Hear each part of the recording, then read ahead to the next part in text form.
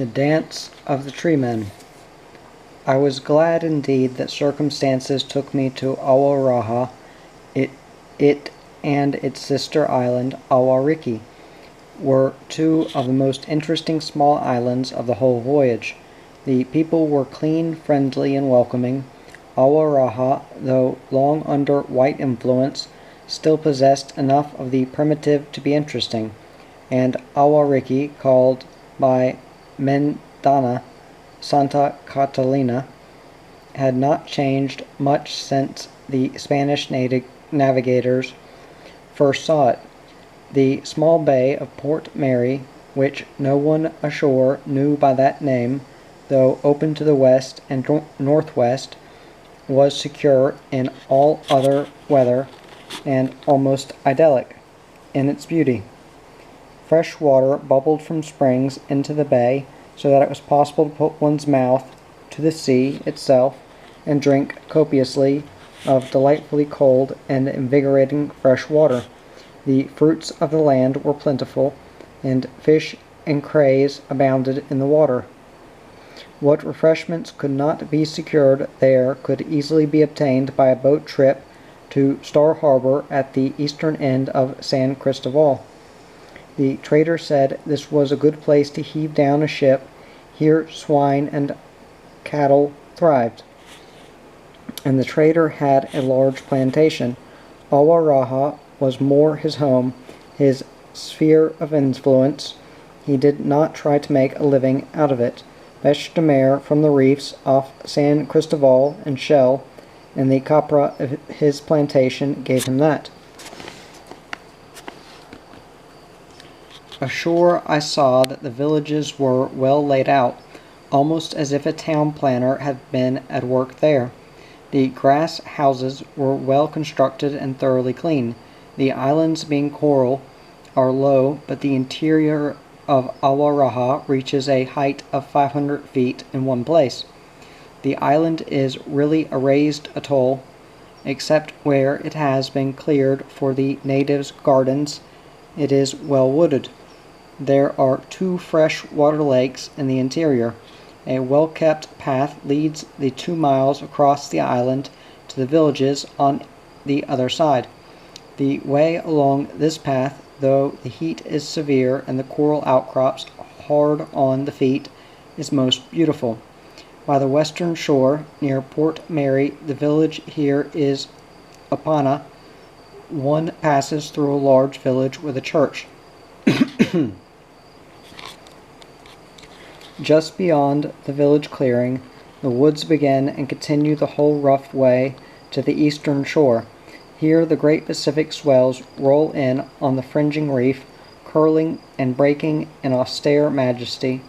The natives fish and the children play in the warm waters close by the beach. The coconuts which grow here are for food and drink. Their tall trunks lean westward from the trade winds blowing, and high above in the cloudless sky the frigid bird flies. There are 2 villages on the eastern shore, one Christian and the other newly made, to which the heathen have retired. The numbers of the heathen were growing, I heard. Here were the tambo houses where the idols were kept, the carved wooden fish, and the replicas of canoes of great antiquity. Here, too, the skulls of high chiefs are still venerated and worshipped. By Apana, on the western shore, there is still one of the tambu houses, though it is very small. Here repose the skulls of 3 chiefs. Beside the tambu house is the place of the canoe builders, an industry still connected largely with tambus. Here we saw the natives leisurely at work on some magnificent small vessels. They had a few European tools, which they used very well, but they were building the canoes, which were seagoing vessels in almost exactly the same way as their distant ancestors had done.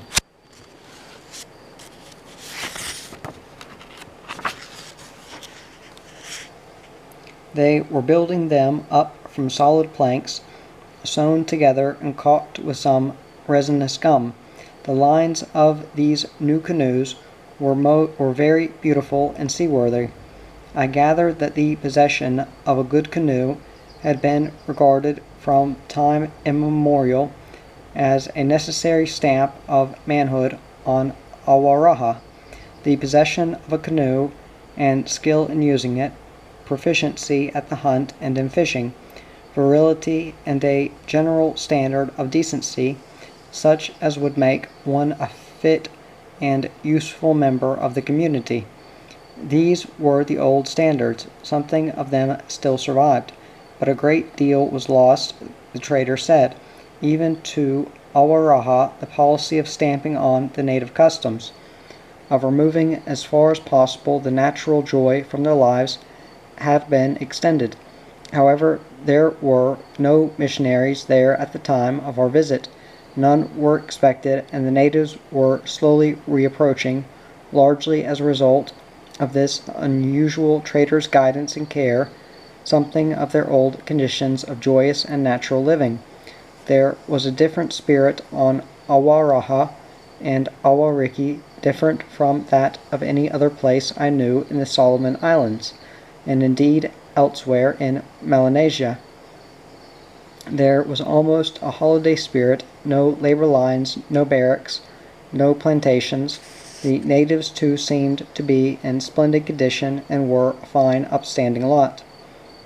Much of this was undoubtedly due to the attitude towards them of the trader who lived with them, and in this he was greatly helped by the circumstance that he was married to the daughter of the last reigning chief,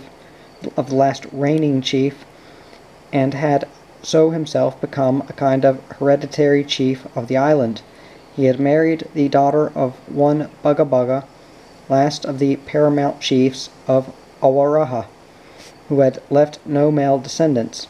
Bugga Bugga's head reposed in the wooden replica of a fish in the tambu house by the beach, and from all that I've heard of him, he must have been an outstanding nobleman. His daughter, though she had a son of 20, was still comely.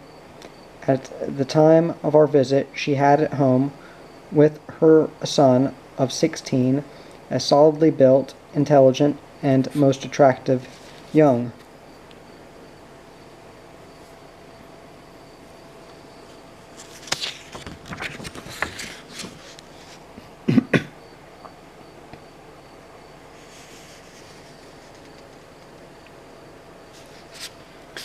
Fellow, and a truly delightful little girl of 6, whose countenance was the fairest we had seen in any of the Pacific islands. Their home was a collection of airy bungalows built in the native fashion and a line facing the beach. The trader, being a sailor, had everything shipshape and Bristol fashion, not only in his family dwellings but throughout the island. He had cows, pigs, and poultry. The fruits of the tropics grew at his doors, and the fish of the Pacific swam in the lagoon, waiting to be speared.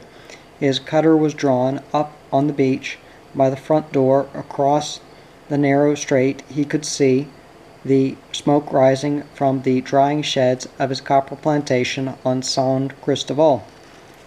Behind him was the large native village where both his wife and he were held in general veneration. Of white companionship he had none, and he did not miss it. His bêche-de-mer fisherman, the companion of his marine exploits, and his right-hand man, was an old colored gentleman named Mr. Richardson from Philadelphia. Was one of the first white men in the islands round here, Mr. Richardson proudly claimed, and he was as black as the ace of spades. He too was an old square rig man, and he had been a master of pearling and crocus luggers. I liked Mr. Richardson, liked him very much. The woolly-headed old reprobate still stood straight despite his fourscore years, and the muscles of his one good arm bulged and rippled as he walked. He danced a hornpipe, as he came over the rail and began at once to sing, in a splendid baritone voice, old forgotten sea shanties, melodious and immoral, good Mr. Richardson. When he had sung and danced his fill, which took some time, he sat down on the spare spar by the hatch and began to yarn. He jumped up now and again, and he thought of some further verse of a sweet old chanty, and throwing a line from its pen, roared lustily to the boys to trail on while he sang. He hauled at some of the lines until I thought he'd break them, and when he had tired out the boys, he enrolled a gang of the islanders to do the trailing and yell the choruses. He'd been in Yankee clippers and Yankee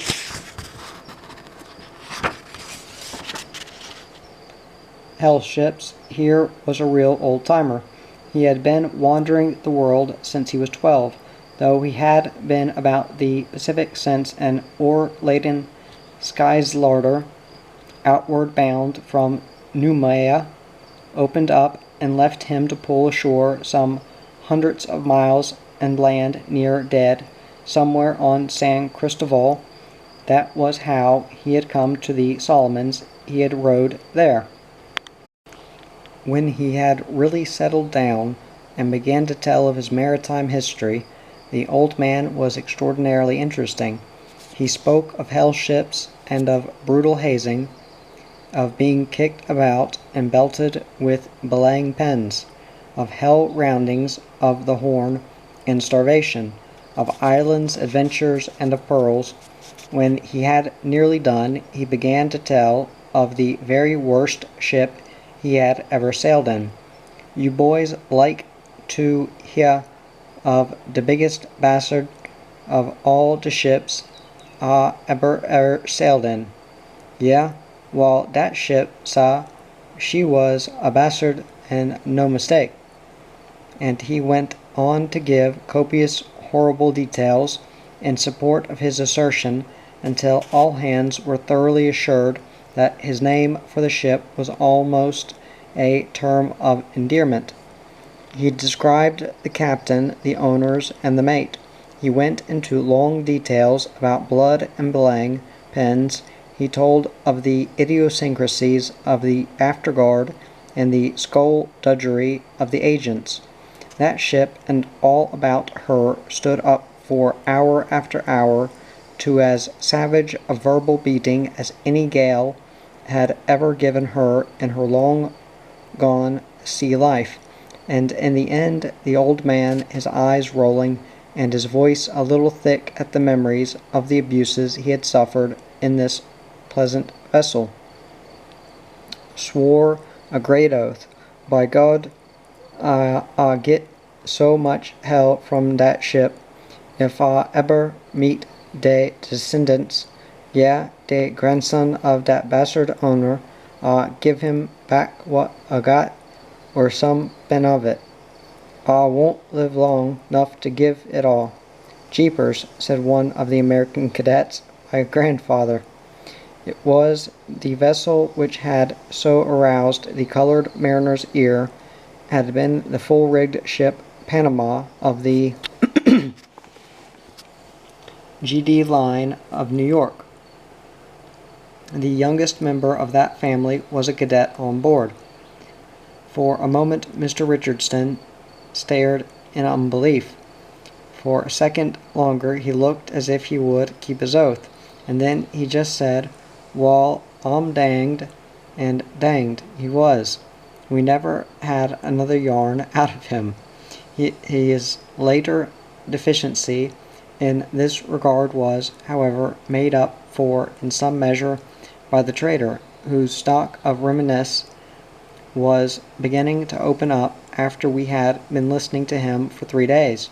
He told of strange native happenings, of fights single-handed with basking sharks, of killing oxen with a look, of tidal waves and hurricanes, and of great storms of ships and the sea, and pearls and savages, of Beche de Mer and Rennell Island, of the ill effects of introducing Sikiana divers who are Polynesians, in waters where the sharks had been accustomed only to black native forms, of medicine men and tambas, and the strange methods of catching a shark which had tasted human blood, of the queer workings of the native mind.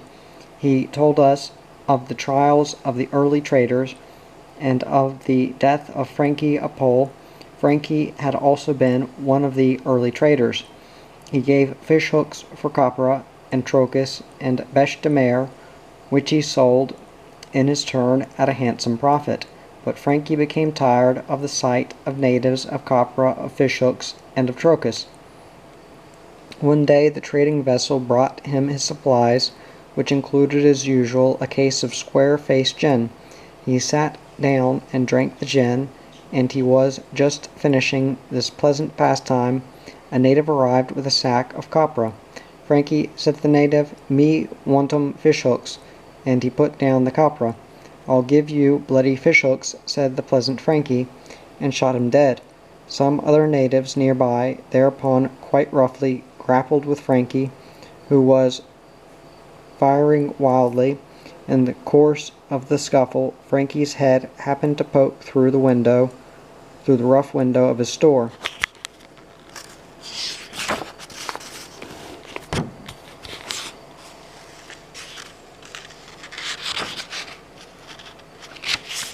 A native outside seized the opportunity and speared him to death. It was no loss, I thought, a tragedy of gin. No, said the trader, a tragedy of fish hooks. Frankie had been his first partner. He is buried now in the small graveyard of Awaraha, together with several other whites. Most of the headstones have been knocked down by earthquakes, and the graves are not cared for very well. The inscriptions, which are still decipherable, show that the sleepers were all very young. The trader's wife, the last of the line of the pure Bugga-Buggas, had in her possession all the family heirlooms and the crown jewels of the island. These we were permitted to see. A collector's eyes would have shone at the sight. So did ours, for that matter, though we knew well enough we were allowed to see these splendid things only out of kindness and for friendship's sake. They are not for sale, exquisite shell ornaments of the most delicate workmanship from Sikiana and Awariki, armlets, bracelets, necklaces, nose ornaments, togas, and headgear of native cloth, mats, weapons, ceremonial staffs, and ornaments and objects richly carved and inlaid with mother-of-pearl, jewels of gold ornamented with pearls. What a collection it was! It was contained in 3 large sea chests, and was not now much used, though the trader's wife and little daughter bedecked themselves in the ancient finery for a farewell dance, and at the dance of the tree man. Later on, these things the trader said were the treasure of the people in his wife's keeping.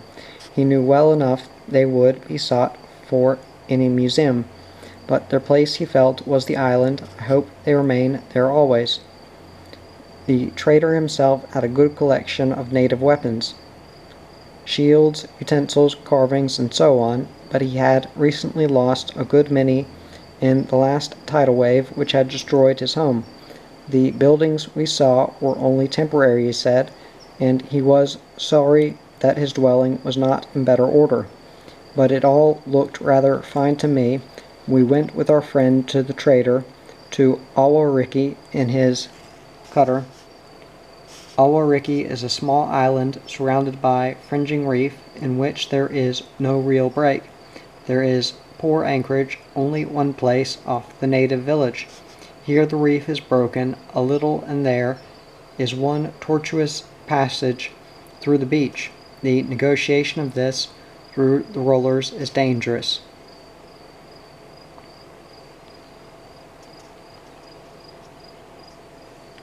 In a cutter, but the trader showed no loss of maritime skill in his handling of his craft in these difficult conditions.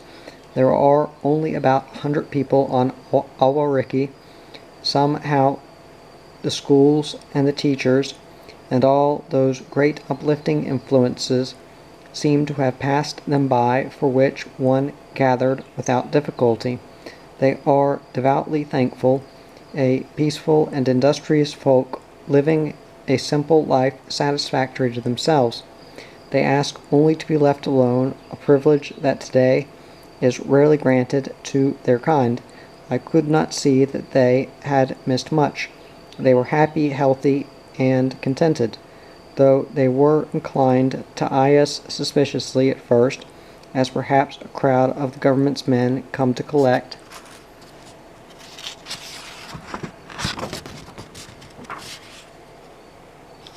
head tax, when they knew that we were come merely on a friendly visit. They were most hospitable. I saw no sullen looks or morose jowls. The people were unclad, a few of the men had a piece of bark, and some of the older women wore a small fringe-like apron, and their homes were primitive, but they were clean and seemed well suited to the needs of their occupants.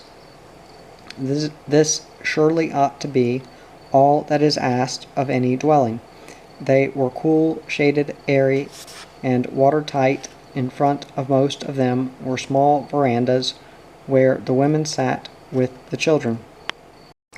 To welcome us, the younger women staged a dance, of which I am afraid the missionaries would not have approved. The lascivious motions of much South Seas dancing have long been an attraction to elderly males of a certain type, and throughout Polynesia some of the dancing was almost unbelievably full of erotic symbolism. Now it is to be found only in the nightclubs. Any one in search of an aphrodisiac stimulus will be well advised to stay away from Awariki. There are nightclubs everywhere, and that kind of thing. There was nothing in the least wanton or improper in the dance of the Awariki naked girls. There was the suggestion that the human body is fertile, for the natives have long regarded the fertility of the body as symbolic of the fertility of the soil. The dance of the harvest, though it is concerned with both, is by no means improper.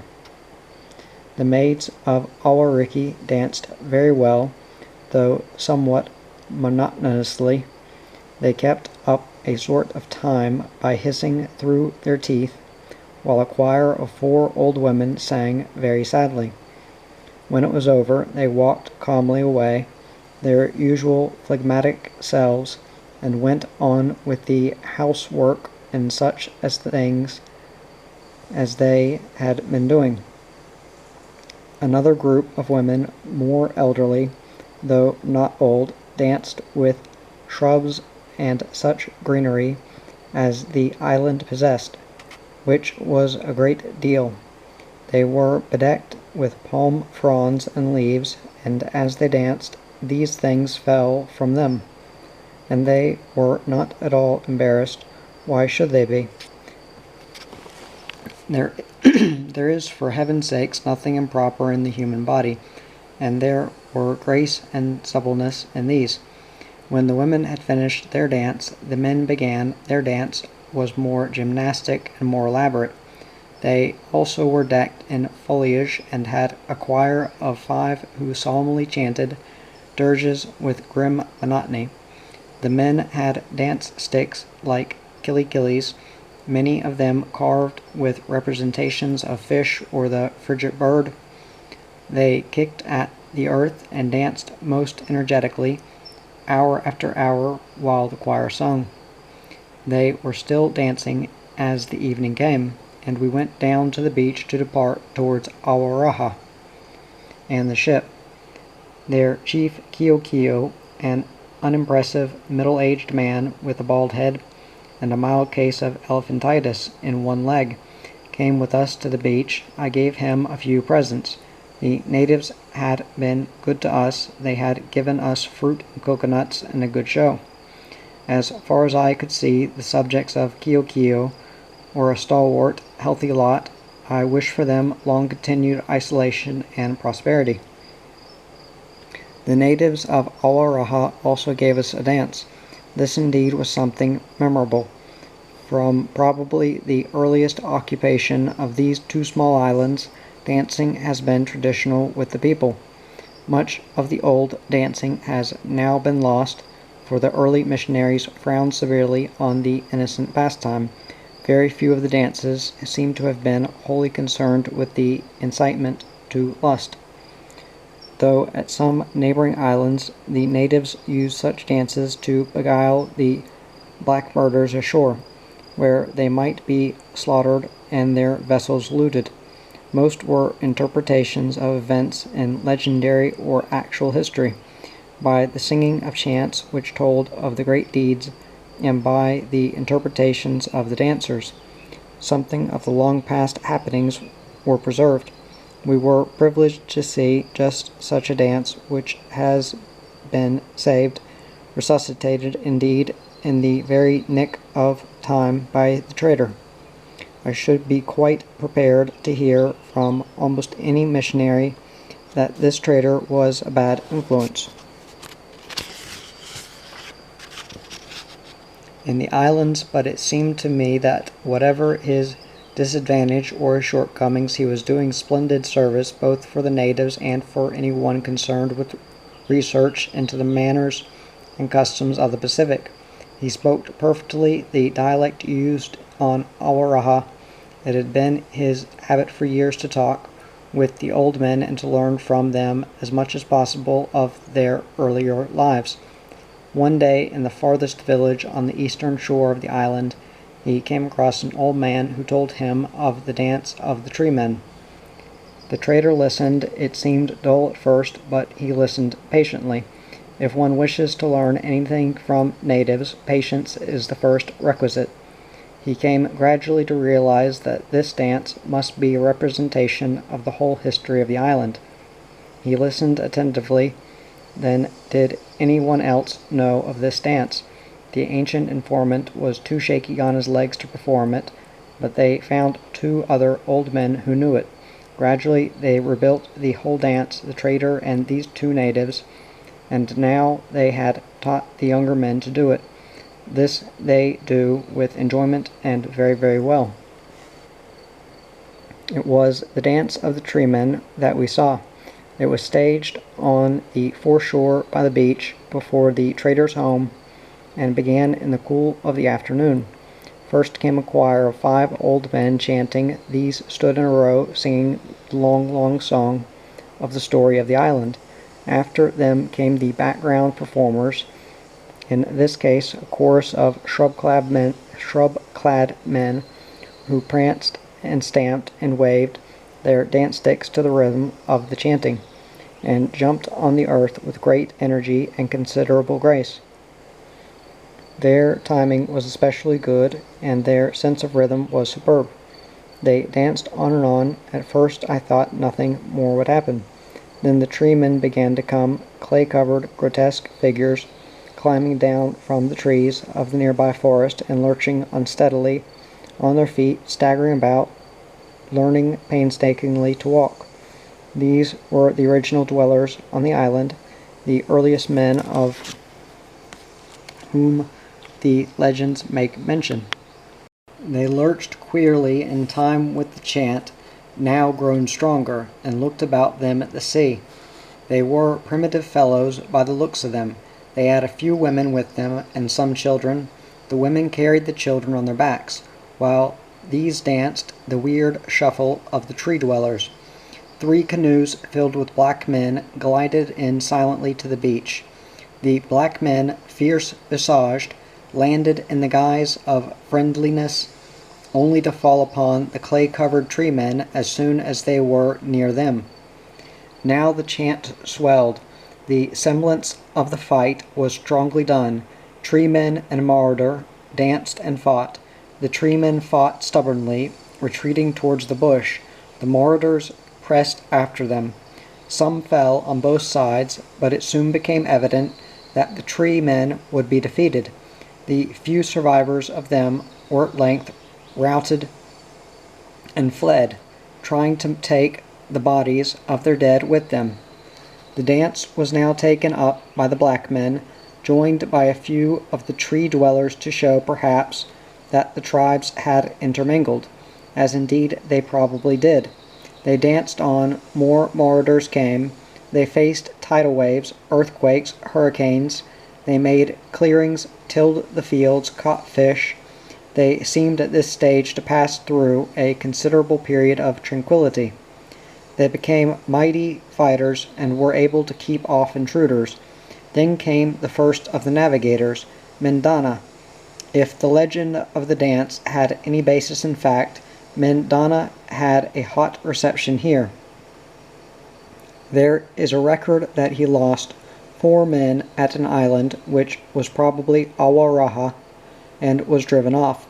Mendana was beaten off with terrible fighting in which firearms were used for the first time. The natives trembled. All this was in the dance. But the Spaniards went. There followed more years of tranquility, disturbed only by great storms and such things taken as a matter of course. Then the white men began to come. The natives watched this invasion with alarm. The dancing showed the coming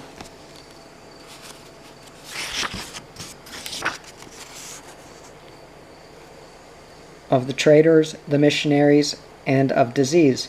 The movements and the pantomime showing the coming of disease were superbly done and terrible. All the leading parts throughout the dance were taken by 2 men in great bull masks. Their work was magnificent. They showed the coming of skin diseases, colds, tuberculosis. Their attempts at reproducing the commonplace cough were in themselves ghastly and tragic, for these people did not know how to cough when chest ailments first struck them. Many died from the simplest colds, some still do. They showed these deaths. Years passed, the white men stayed. They brought breakdown of customs of taboo. They brought schools, and in a satiric finale, the 2 extraordinarily capable performers did the dance of the queer strangers taking photographs. The island had been visited twice in later years by photographers. How those men could dance! Hour after hour they went through the pantomime of their historic performance. It was all unexpected and excellent, but looking back over it a little too true. The greatest tragedy was the coming of disease. Here the chanting grew low, and the shrub-clad ones stood still a long while. The population of Awaraha had declined sadly since the coming of the whites. A recent census of the whole Solomons showed the total number of natives to be many thousands below even the government's pessimistic estimate. There has been much of tragedy here, some willful, some unavoidable and regretted. But the record of the white in all the islands calls for no cheers. The dancing was ended, and we came slowly away. I met the chief performers and thanked them. They were from the heathen village of the eastern side. That night, for I meant to sail in the morning, I gave a little party on board for the trader, his family, the dancers, and all the natives, a show of fireworks, and some music and singing. We could not do much. The trader's wants were simple. He had not, he said, had a decent meal of salt, horse and peas soup, and such delicacies for 30 years. Could we fix him some? We did, with his trusty henchman, the ancient Philadelphian negro Richardson. He ate heartily of salt horse far into the night, and the natives danced and danced and danced, so that it was again they who provided most of the entertainment. How they danced! The trader's wife and little daughter, until she fell asleep on a on a staysail, lying on the deck, did the traditional women's dances. The men danced and danced and danced, the dance of the frigate, birds, and the shark. That was good fun, and dances which were incomprehensible to me. Hour after hour they went on thump, thump, thump on the decks until the beams of the strong hull shook. On and on they danced, and sleep paid no heed to them. In the intervals the trader and Mr. Richardson sang chanties, and the boys sang, though they did not know the old chanties. One of them was fairly good with the accordion, he whose grandparents had owned the Panama. For all the excellence of his playing, Mr. Richardson still looked upon him with extreme disfavor. I handed out Burma cheroots and Bolognese cigarettes, but not being stick tobacco, these found scant favor. We fired some rockets and the guns. Long after midnight, with the show over and the party done, the cheering began round and round. We were soon hoarse, but the islanders went on until the morning, and when the trader could think of no other subject to cheer about, he called vociferously for an infinite number of huzzas for himself. He was a man, I gathered, of few inhibitions, but he was a human being, a white man whose ways could be understood, and who did in his own way what seemed to me an infinite amount of good in these islands. We went out in the morning, and the natives, waving green branches of eternal friendship, followed us for miles, in their canoes and the trader's boat. I turned her in the harbor under power, for the anchorage was a restricted one.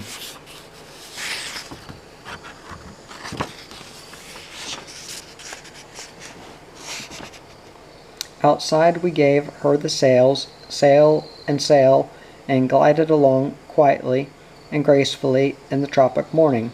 Off Awariki more canoes waited to cheer us on our way. The sun shone, and the whole Pacific world was smiling. I saw as we went the looks upon the faces of the trader and his fishermen, their countenances, as they looked for the last time upon square sails gently filling to the trade-wind air, had upon them an expression that was profound and memorable. Long settled in the islands, these ancient mariners had not expected ever again to see a full-rigged ship come floating unheralded into their lives. They gazed up, drinking everything in, for this was the last time they would see such a ship, and they knew it.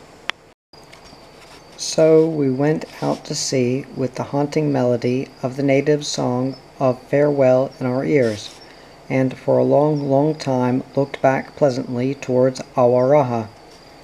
I was now bound direct for Sydney, New South Wales. In a day or two the trade wind came fresh from the east-southeast, but the set to the westward was so strong that we could not sail better than full and by. We had now to pass through the Coral Sea, which, with a fair wind, was easy enough. It is a bad place, this Coral Sea, full of sets and reefs and currents, the whole unlit and very poorly charted. I chose the way which avoided the reefs by the widest margin, and we went on. With the trade piping merrily, we began to snore along at nearly 200 miles a day. Then the fever broke out on board. I suppose I had been fortunate that we had not been visited by it earlier. But when it came, it was bad enough. It was malaria. I had had that before in French Somaliland, but this was something new to me. We must have got it from Awaraha. It struck suddenly, and the prostration was extreme. It became plain that we had no attack of ordinary malaria, but one of the pernicious types which are sometimes contracted in the Solomons. One after another went down to stay down. There was no rapid recovery from that prostration, not for many, many months.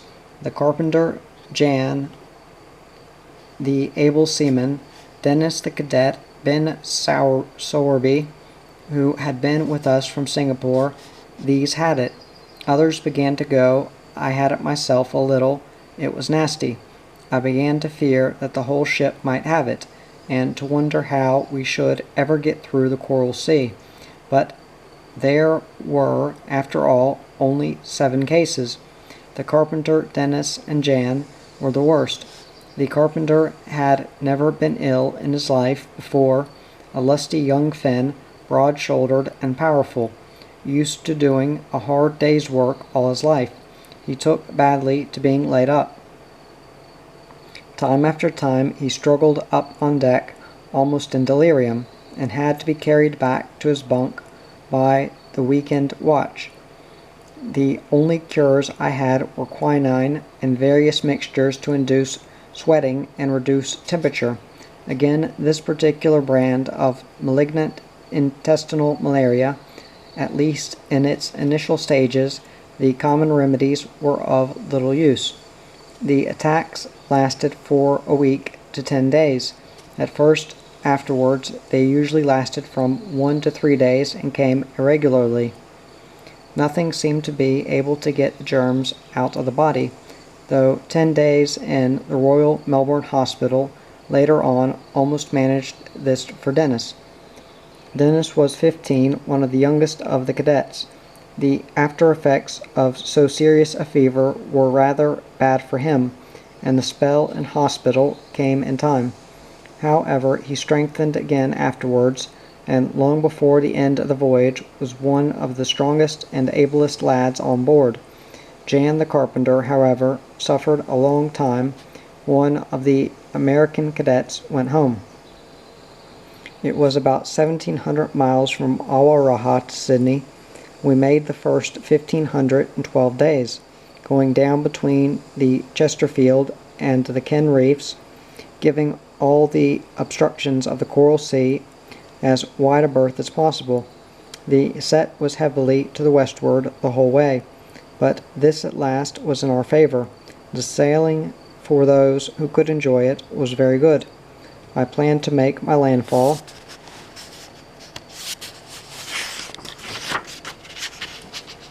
on the Australian coast somewhere south of Sandy Cape, where the south-going current has its beginnings. We did this eventually, but the current was not there. From Sandy Cape to Sydney, the way was beset by baffling airs and light winds. We were a week making the last 200 miles, beating wearily, reported by ship after ship and lighthouse after lighthouse, until the good people of Sydney must have wondered what we were doing. A boy fell overboard and was rescued. He was cleaning the dinghy and slipped into the sea. We backed the mainyard, dropped the dinghy into the sea, and picked him up again. But I had been alarmed about sharks. We had seen several of them about, big ones, and the Australian shark is notoriously an unkind brute. Before we at last reached Sydney, the fever was more or less under control. In most of the cases, at least, the first acute prostration had passed. I gave a great sigh of relief when the Coral Sea had been safely negotiated, and all that kind of navigation was, I hoped, well finished, for I meant to have a brief look at Australia, and then make the best of my way leisurely across the South Pacific, and so home again round the Horn. Going eastward as I was, I planned to make for Mangareva or Rapa through the west winds first, and then to take a round turn westwards before the trade, round Tahiti and by Bora Bora, Aitutaki, Samoa, Tonga, and such parts. When it was time to turn for the Horn, I should stand to the south, and then it would be easy to recover the lost longitude and begin the road home. All these plans, however, were to come to nothing, but I did not know that. I did not know what the future might hold when at last, on a grey morning in mid-December 1935, the little ship arrived off Sydney Heads and sailed in. We had been 131 days from Singapore and were a year and 2 months out of England. Until then, in spite of a fever and all kind of adversities, rocks, storms, reefs, and difficult navigation, and all the problems of the ports, things had gone well. We had discovered nothing and achieved very little, but we were all still there, though a few of us were pale and a little shaken, temporarily from the fever.